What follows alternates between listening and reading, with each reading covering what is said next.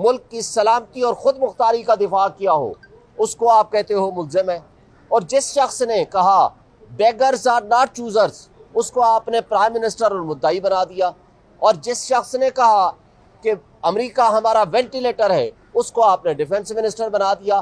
फिर ये जो फैसला किया जस्टिस आमिर फारूक साहब ने, वो टोटली गलत है। कहा गया कि जनाब असद मजीद को बुलाया गया, उसने कहा हाँ साइफर के कंटेंट्स तो दुरुस्त हैं, लेकिन ये कहा कि साजिश का नहीं हुई। भाई साजिश का पता कराना तो किसी कमीशन के जरिए साजिश का पता कराना था, वो हुकूमत पाकिस्तान ने साजिशी किरदारों को डिग आउट करना था।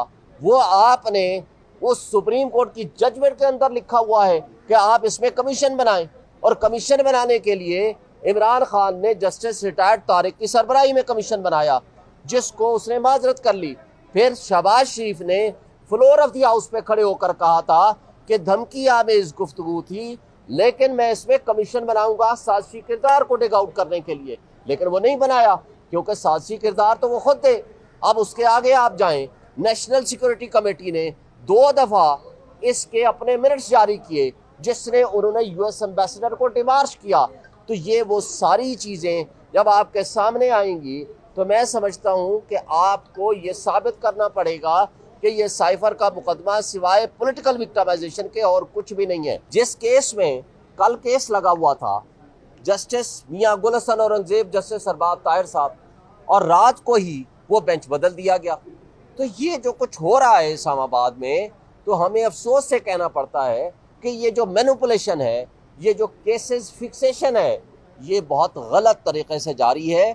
हमारी वाहिद आस और उम्मीद सुप्रीम कोर्ट में है कि जिस मुल्क में कानून और इंसाफ का निज़ाम ट्रू सेंस में नहीं लागू होगा, तो ना तो पाकिस्तान में कुछ सरमायाकार आएगा, ना यहाँ सरमायाकारी होगी, ना माशी तबाही से निकलने का जरिया हो सकता है। तो फिर मुझे बता दें, इसमें और ज़ियाउल हक के मार्शल लॉ में जिसने कहा था कि 90 डेज में इलेक्शन होंगे, लेकिन 11 साल के लिए नहीं कराए, और अगर इस दौरान बीच में कराए तो वो भी गैर जमाती लूले लंगड़े से।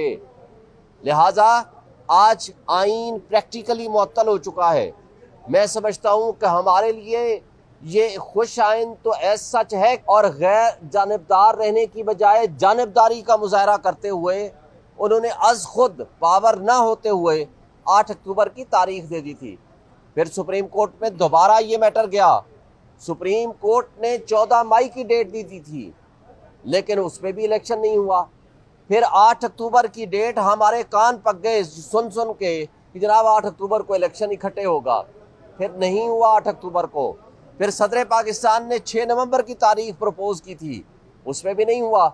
इलेक्शन कमीशन ने प्रेसिडेंट ऑफ पाकिस्तान, जो कि आइनी सरबराह है आपकी रियासत के, उसको कंसल्टेशन में मिलने की बजाय एक ख़त के ज़रिए कहा कि हम आपको मिलना नहीं चाहते और आपके पास कोई पावर नहीं है। फिर आपने ये भी देखा कि इलेक्शन कमीशन ने उसी दिन अमेरिकन एम्बेसडर से तो मिलना पसंद किया, लेकिन आइनी सरबराह से मिलना पसंद नहीं किया। और उसके बाद क्या होता है, आपने देखा कि इलेक्शन कमीशन ने कहा कि जनाब जनवरी में इलेक्शन होंगे। आज एक लाडले सुपर लाडले नवाज शरीफ और PMLN के लिए सारे रियासती इदारे बांदी बन के खड़े हुए हैं।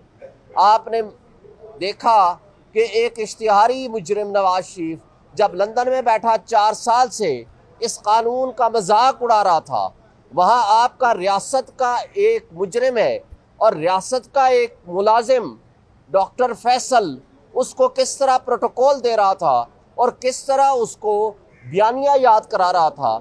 सवाल ये पैदा होता है, क्या ये केयरटेकर्स के कहने पे कर रहा था या मुख्तदर तबकों और हलकों के कहने पे कर रहा था? और अगर ऐसा नहीं था तो क्या आज तक उसके खिलाफ कोई एक्शन हुआ है?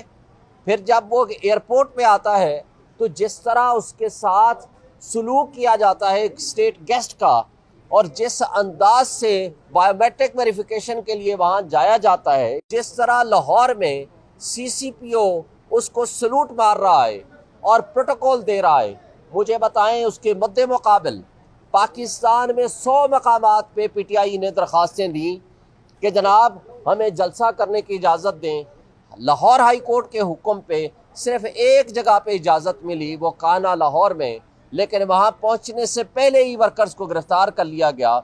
जब मोहसिन नकवी से पूछा गया कि ये क्यों किया, तो उन्होंने कहा जी इनका क्रिमिनल रिकॉर्ड है। तो भाई बद्दे मुकाबिल आप एक क्रिमिनल को तो इतना प्रोटोकॉल दे रहे हो, और जो जिनका हक है कि पीटीआई इस वक्त भी सबसे बड़ी पॉलिटिकल पार्टी है, इसमें किसी को कोई शक व शुबा नहीं है। इस वक्त भी इमरान खान सबसे पॉपुलर लीडर है पाकिस्तान का, वो वाहिद लीडर है जो फेडरेशन की अलामत है। आप अगर उसको ज़ोर ज़बरदस्ती जबर और बर्बरियत से आप पीटीआई को क्रश करने की कोशिश करेंगे तो उसका नुकसान फेडरेशन को होगा, उसका नुकसान रियासत को होगा, उसका नुकसान रियासती इदारों को होगा। आज आपकी रियासत मुतहम्मिल नहीं हो सकती कि आप इस तरह के मिस एडवेंचर करें या आप इस तरह के एडवेंचर करें, इसलिए कि 16 महीने की कारकर्दगी के नतीजे में आज आपके पूरे पाकिस्तान के 16 महीनों में 12 लाख से ज़ायद प्रोफेशनल्स ये मुल्क छोड़ के दुबई की तारीख में, और पाकिस्तानियों ने सबसे ज़्यादा पिछले 1 साल में वहाँ इन्वेस्टमेंट की है। पंजाब असम्बली और केपी असम्बली आइन और क़ानून के मुताबिक तोड़ना जायज़ था, इसलिए कि आइनी तौर पर आप कोई किसी चीफ मिनिस्टर से या प्राइम मिनिस्टर से नहीं पूछ सकते कि आपकी एडवाइस काबिल कबूल है या नहीं है। इससे आप साबित हों कि अगर केपी के असम्बली तोड़ना नाजायज़ एडवाइस थी तो गवर्नर केपी जो आज भी बैठा हुआ है उसने खुद उस एडवाइस को एक्सेप्ट किया और डिज़ोल्व की।